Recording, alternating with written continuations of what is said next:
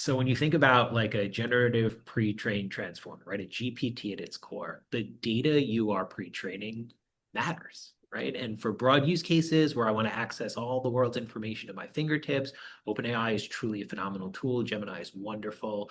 But when you're a finance team and what you need is to understand a $50,000 variance in your monthly budget, the fact that OpenAI has been able to crawl 12 billion websites about elephants doesn't help your use case.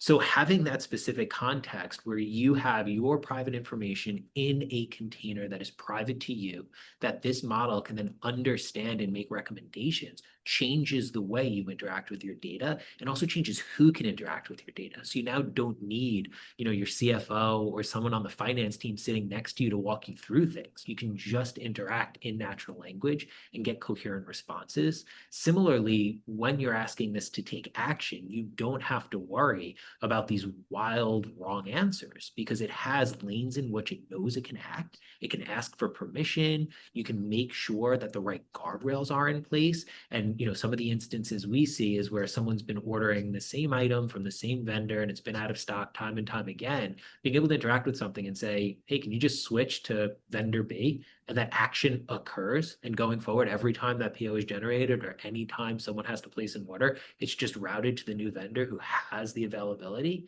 It changes, again, the way you're interacting with your data.